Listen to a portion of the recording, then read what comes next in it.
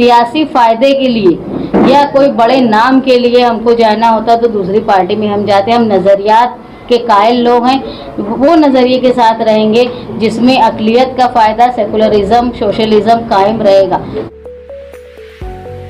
Fancy garment and kids mall, Ayesha Nagar police station के सामने, हजार खोली, मालेगांव।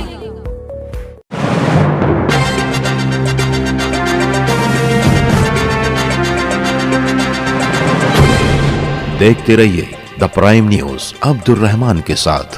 हिंदुस्तान अब दो हिस्सों में बढ़ गया, एक कम्युनल और सेकुलरिज्म। हमने पार्टी को छोड़ा। लोग पार्टी छोड़ते हैं सियासी फ़ायदे के लिए या किसी ओहदे की लालच में, या जिनका जोर रहता है उनके साथ शामिल होते हैं। लेकिन हमारा पार्टी का जवाल आने के बाद भी हम जनता दल में इसलिए शामिल थे कि साथी निहाल अहमद साहब उनके साथ थे, उनके नज़रियात से वो वाकिफ़ थे और पसंद करते थे। हालात ऐसे हो गए कि बिल्कुल नज़रिए के बरखिलाफ कोई सोच नहीं सकता था कि देवेगौड़ा साहब बीजेपी के साथ पैक्ट करेंगे। हमको जब खबर आई कि वो बीजेपी के साथ पैक्ट करें, हम लोग मुसलसल उनसे कांटेक्ट करते रहे और उन्होंने हमको इस बात की यकीन दिलाया कि ऐसा होने वाला नहीं। लेकिन जिस वक्त ऑफिशियल ऐलान हो गया उसके बाद हम लोगों ने महाराष्ट्र यूनिट में इस बात को रख दिया कि हम अब इनके साथ शामिल नहीं हो सकते। अलामती तौर पे हम लोग 2 अक्टूबर को इस्तीफ़ा दे रहे हैं। तो ऐसी हम किसी सियासी फ़ायदे, जैसे इन्होंने पूछा कि इस पार्टी में क्यों नहीं गए, उस पार्टी, सियासी फ़ायदे के लिए या कोई बड़े नाम के लिए हमको जाना होता तो दूसरी पार्टी में हम जाते। हम नज़रियात के कायल लोग हैं, वो नज़रिए के साथ रहेंगे जिसमें अक़लियत का फ़ायदा, सेकुलरिज्म, सोशलिज्म कायम रहेगा। और तमाम पार्टियों को देखने के बाद हमको इस बात पर खुशी हुई कि समाजवादी पार्टी जनता पार्टी का एक पुराना हिस्सा रहा है, तो हमको कोई नयापन नहीं लग रहा उनके साथ शामिल होने में। और यहाँ महाराष्ट्र की जो उनकी सदारत है, अब वो आसिम साहब जो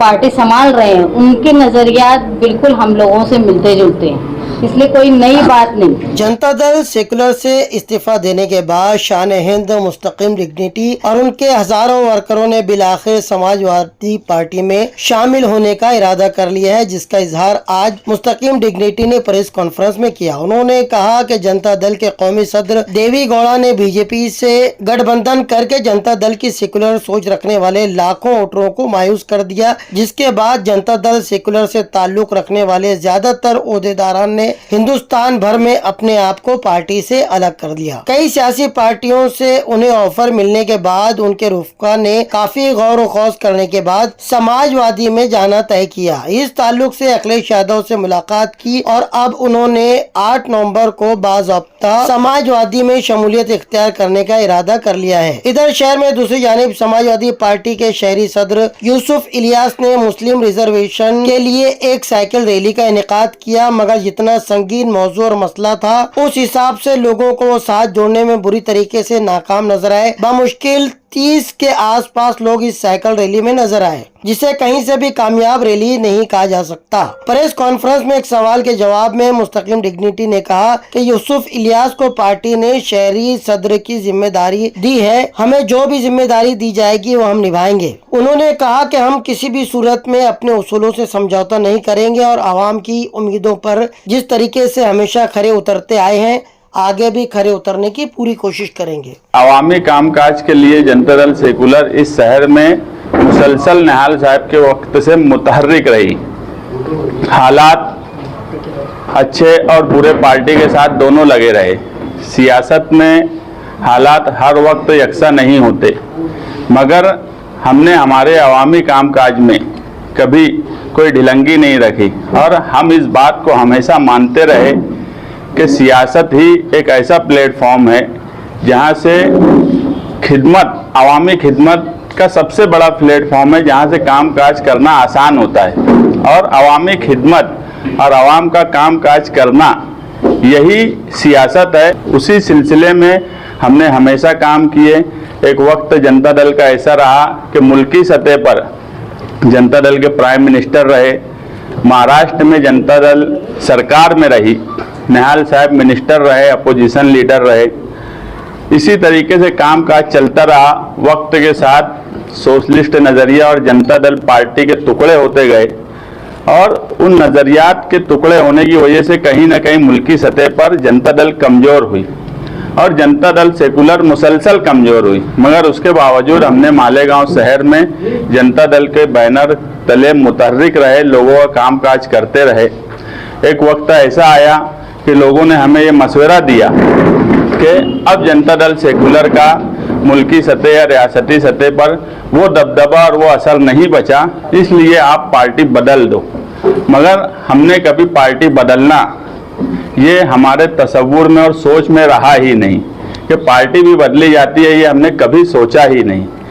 मुल्क के जो हालात बने और आज जो मुल्क के हालात हैं, ऐसे वक्त में हमारे लीडर देवी गौड़ा साहब का ये फैसला कि 2024 में वो बीजेपी के साथ गठबंधन करेंगे, ये हमें कतई कबूल नहीं था, क्योंकि ये निहाल साहब के नज़रिए के बिल्कुल खिलाफ बात थी। ये भी बात सच है कि 2008 में कर्नाटक में जनता दल सेकुलर बीजेपी के साथ अलायंस करके सरकार में रही, मगर वो इलेक्शन के बाद का अलायंस था। और 2014 और 2014 के बाद ये हिंदुस्तान दो अलग अलग हिस्सों में बंट गया। जिस तरीके से 1992 में बाबरी मस्जिद की शहादत से पहले का हिंदुस्तान और बाबरी मस्जिद की शहादत के बाद का हिंदुस्तान जिस तरह दो हिस्से में बटा था, उसी तरह 2014 में भी बटा। इन सारे हालात में हमने 2 अक्टूबर को फिरका परस्ती के खिलाफ एक सिंबॉलिक मानकर और मुल्क को और जनता दल सेकुलर के दूसरे रियासत और हमारी महाराष्ट्र की रियासत को एक मैसेज देना चाहते थे कि हम फिरका परस्ती के खिलाफ हैं।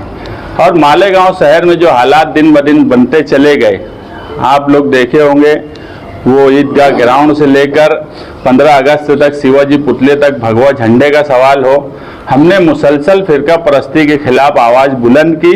और इस बात का हमें फख्र है कि इस शहर में हम कभी पुलिस से नहीं डरे, बड़े से बड़ा फिरका परस्त लीडर हो उससे नहीं डरे।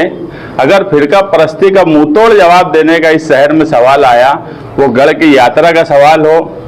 अभी गढ़ की यात्रा के मामले में हमने जो एप्लीकेशन पुलिस स्टेशन में दिया था, उसका जवाब 2 दिन पहले मेरे पास आया कि उन लोगों पर और कई कलमें लगा दी गई है। तो ये कहीं ना कहीं फिरका परस्ती के खिलाफ हम लड़ रहे हैं, मालेगांव शहर की आवाज़ बुलंद कर रहे हैं, हम ये बात मानते हैं। ऐसे वक्त में हमारे इस्तीफे के बाद कई पॉलिटिकल पार्टीज़ का हमें दावत आई, ऑफ़र आया कि हम उनके साथ ज्वाइन हों। मैं जो भी पॉलिटिकल पार्टी ने हमें दावत दी, हम सभी का शुक्रिया अदा करते हैं कि उन्होंने हमें इस काबिल समझा और हमें दावत दी।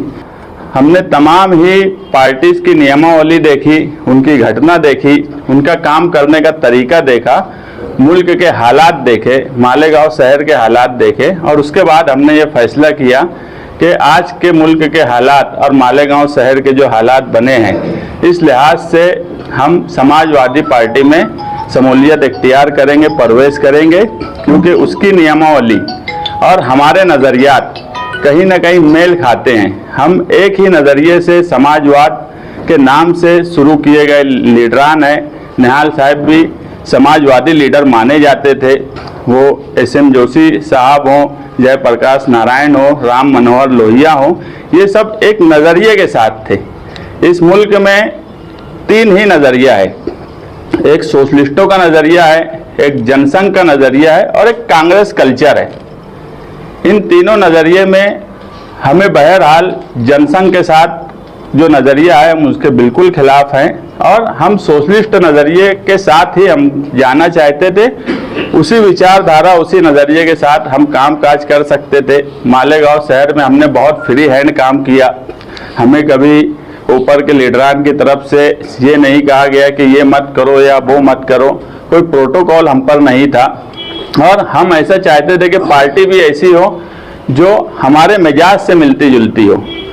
आज मुल्क के जो हालात हैं, अखिलेश यादव साहब से हमारी लखनऊ में मुलाकात हुई, उन्होंने जिस तरीके से मुल्क में आज वो हर रियासत में इलेक्शन लड़ने की कोशिश कर रहे हैं और मुल्क में कहीं ना कहीं फिरका परस्तों के खिलाफ एक आवाज़ बुलंद कर रहे हैं। और इस मुल्क में 2 लोगों पर कभी शक नहीं किया जा सकता फिरका परस्ती के सवाल पर, एक लालू प्रसाद यादव की पार्टी और एक समाजवादी, जिन्होंने रथ यात्रा रोकी, जिन्होंने इलीगल तरीके से कार सेवक जब बाबरी मस्जिद पे गए तो गोली चला दी। तो इन दो पार्टियों पर कभी फिरका परस्ती के नाम पर शक इस मुल्क में नहीं किया जा सकता। बाकी आज के हालात में ईडी का डर, रुपये पैसे का लालच, ओहदे का लालच, खानदान में लोगों को एक दूसरे से मिलाने के लिए कहीं ना कहीं लोग आज दबाव में आ जा रहे हैं। मगर हम इन दो पार्टियों पर शक नहीं कर सकते। और महाराष्ट्र में हमें ऐसी पार्टी चाहिए थी जिसकी लीडरशिप मजबूत हो, और वो लीडरशिप हमें कहीं ना कहीं अबू आसिम आजमी साहब में दिखी, जो असेंबली से लेकर रोड तक एक मुकाबला करते हैं, फिरका परस्ती के खिलाफ लड़ते हैं, लोगों का काम करते हैं, और ख़ास तौर से जो पिछड़े हैं उनके लिए आवाज़ बुलंद करते हैं, मालेगांव शहर के लिए फिक्रमंद रहते हैं, बुनकरों के लिए आवाज़ उठाते हैं, मजदूरों के लिए आवाज़ उठाते हैं। और यही आवाज़ हमको उस तरफ रागिब करी कि महाराष्ट्र में एक मजबूत लीडरशिप हमारे साथ रहे और उसका फ़ायदा मालेगांव शहरियान को मिले। हम अव्वल दिन से एक बात बोलते थे कि जनता दल छोड़ने के बाद मालेगांव शहर मुस्तकबिल का फैसला करेगा। ये फैसला सिर्फ हम कर रहे हैं ऐसा नहीं है, ये मालेगांव शहरियान का मुस्तकबिल तय करेगा हमारा। हम 8 तारीख को बम्बई में समाजवादी में शमूलियत इख्तियार करने वाले हैं। महाराष्ट्र की बॉडी साथ में रहेंगी। हम तमाम ही मेंबरान और जिम्मेदारान, हमारे वर्कर, मेरा शहर मेरा दबदबे के नाम से हमारी जो 12,000 की मेंबरशिप थी, हम लोग उन लोगों से भी शमूलियत इख्तियार करने के बाद उन लोगों से फर्दन मिलने की कोशिश करेंगे। हमारे पार्टी के लोग कोशिश करेंगे कि हम इस पार्टी में गए हैं और सब हमारे साथ रहें, और यही आने वाले वक्त में इस शहर का मुस्तकबिल हमारा समाजवादी में जाने के बाद तय होगा।